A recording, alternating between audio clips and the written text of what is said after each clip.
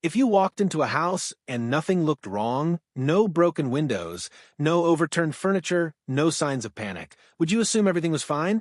That was the first illusion in Nancy Guthrie's disappearance. Because sometimes the most terrifying clue is not chaos.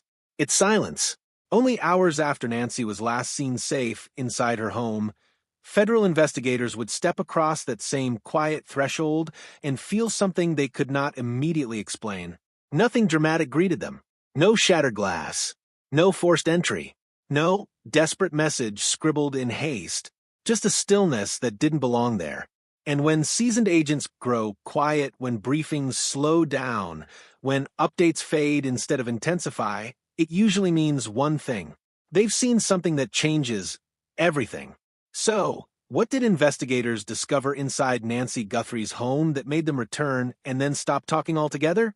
To understand that shift, we have to go back to the beginning, to the night that seemed perfectly ordinary. Nancy's final evening unfolded with the kind of calm that people remember fondly. Dinner was shared. Conversation flowed easily. Laughter filled the rooms. There were no raised voices, no tension lingering beneath polite smiles. The atmosphere was warm, comfortable, predictable. It was the kind of night you never imagined becoming significant. She returned home just before 10 p.m., according to law enforcement. That detail was confirmed. One detail, however, was not: the identity of the driver who brought her home. In most missing person cases, such information is quickly clarified. Yet here, it wasn't publicly emphasized. That absence stood out. Investigators rarely withhold something trivial. When Nancy stepped inside her home that night, nothing seemed disturbed. She did not call anyone in distress. Neighbors reported no unusual sounds, no arguments, no doors slamming, no alarms. The house settled into darkness as it always did. And by morning, Nancy was gone. When investigators entered the home, they expected clues. Broken locks, forced windows, signs of resistance. There were none. Every door appeared intact, every window unbroken. Furniture sat exactly where it should. No signs of struggle marked the floors or walls. In most disappearances, damage tells a story. Something, anything, disrupts the environment. But here, the house felt preserved. Too preserved. It was as if the night had folded neatly into morning without interruption. And that's what unsettled them most. Because when a person vanishes from their own home without a single outward disturbance, investigators begin to consider possibilities that are far more complex than random intrusion. It suggests timing. It suggests familiarity. It suggests that fear may not have entered the room at all. Was she taken by someone she trusted? Did she leave willingly? Or had something been orchestrated so carefully that the house itself became part of the illusion?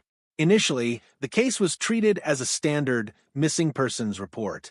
But that classification did not last long.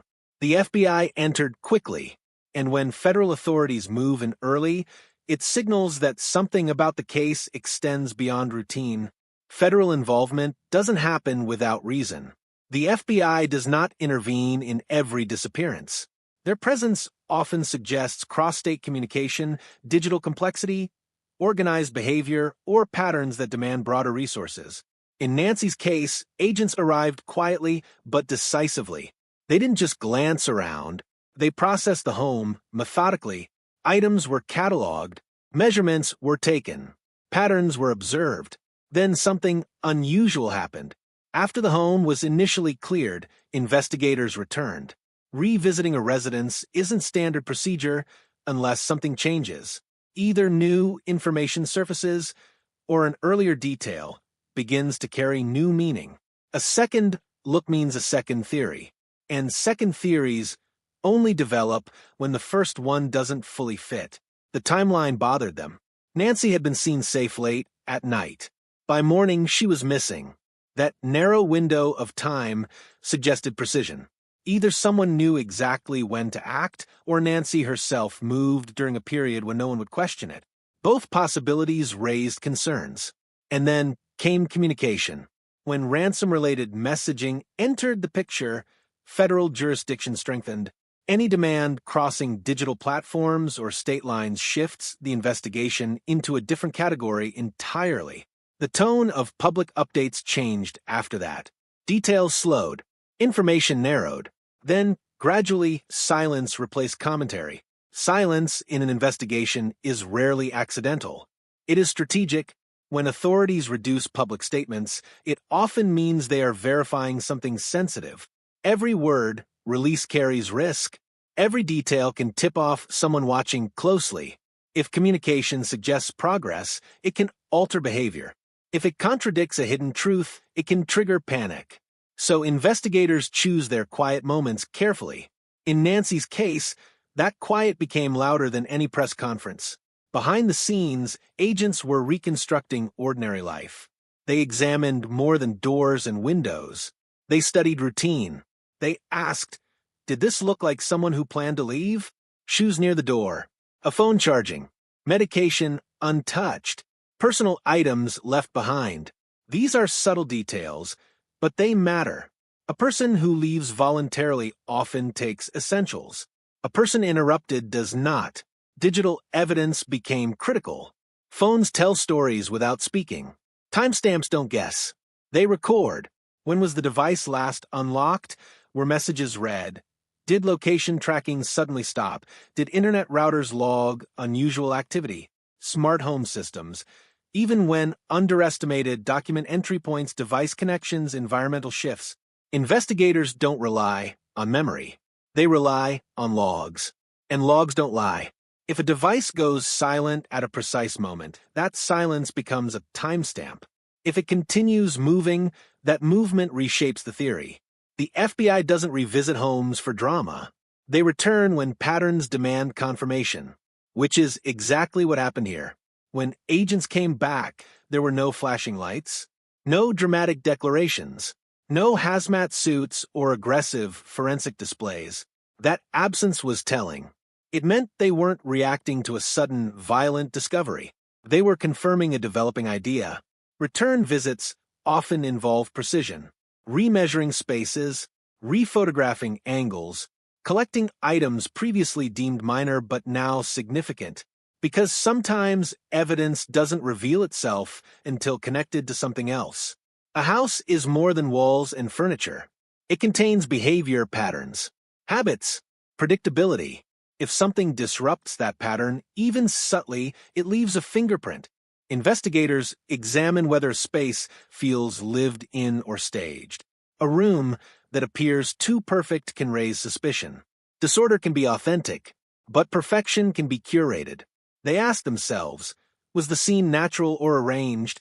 That distinction changes everything. Then, another late-night visit. Law enforcement arrived at a relative's residence. They stayed for hours. No public explanation followed. To outsiders, that may look alarming. To investigators, it's often about clarification. Follow-up visits happen when timelines need tightening, when statements require rechecking, when digital evidence overlaps with physical location. Late-night timing doesn't necessarily signal drama. It signals urgency. If answers are needed immediately, investigators act immediately. The absence of specialized forensic teams during that visit suggested something else. This was likely about verification, not discovery of new biological evidence. Photographs might have been taken, layouts reviewed, statements compared. In investigations like this, precision matters more than spectacle. The focus had shifted. No longer was the case just about finding Nancy. It was about understanding whether her disappearance aligned with the narrative being presented. Not every ransom demand originates from an abduction. Sometimes demands follow events rather than cause them. Investigators analyze tone, structure, timing. Are messages controlled and deliberate, or rushed and reactive? Do deadlines appear strategic or theatrical? Communication patterns reveal personality traits, control or lack of it. If a deadline passes and communication continues, it tells investigators something. If silence follows a deadline, that silence also speaks. Financial transactions leave trails, even digital ones. the FBI's objective extends beyond recovery. It includes accountability, motive, prevention, which brings us back to the house. Because whatever shifted the case forward began there. Not with chaos, not with a struggle, but with something subtle enough to require a second look. Something that didn't fit the first explanation. Homes carry rhythms. Lights turn off at predictable hours. Devices connect automatically. Doors close the same way every night. When one of those rhythms breaks, even slightly, it leaves a trace. Investigators don't just search for what happened. They search for what should have happened, but didn't. Was there a door that normally triggered a sensor but didn't that night? Did a device disconnect briefly and reconnect? Did activity patterns shift before Nancy was reported missing? Tiny inconsistencies grow louder when layered together. Individually, they seem harmless. Collectively, they tell a story, and that story may have contradicted the initial assumptions. Which would explain the silence? Which would explain the return? Which would explain why public updates slowed just as the investigation sharpened? In complex investigations, there is a moment when focus narrows. Early stages are wide and exploratory. Many possibilities exist, but eventually one theory begins to outweigh the others. When that happens, communication decreases, not because nothing is happening, but because something very specific is happening. Nancy's case appeared to reach that point. The questions shifted from where is she to what truly happened inside that home. And perhaps more importantly, when did it begin? Was the disappearance spontaneous? Or had decisions been made long before anyone realized something was wrong? Investigators rarely reveal that pivot publicly, but you can sense it. It's in the tone of statements, the reduction of details, the quiet confidence behind closed doors. Nancy's absence became its own presence. An empty chair at breakfast, a quiet hallway in the morning light. But investigators weren't guided by emotion alone. They were guided by pattern, and somewhere within those patterns, something didn't align. It wasn't dramatic. It wasn't cinematic. It was subtle, which makes it far more powerful. Because loud evidence can be defended, quiet evidence cannot. When the FBI stops speaking, it's rarely because they lack direction. It's often because they've found one. And when a house that appears perfectly calm draws federal attention twice, it's not the chaos that matters. It's the calm that hides timing, the calm that suggests familiarity, the calm that refuses to explain itself. What exactly did they uncover inside Nancy Guthrie's home? The public may not yet know every detail, but one thing is clear. The stillness was not empty.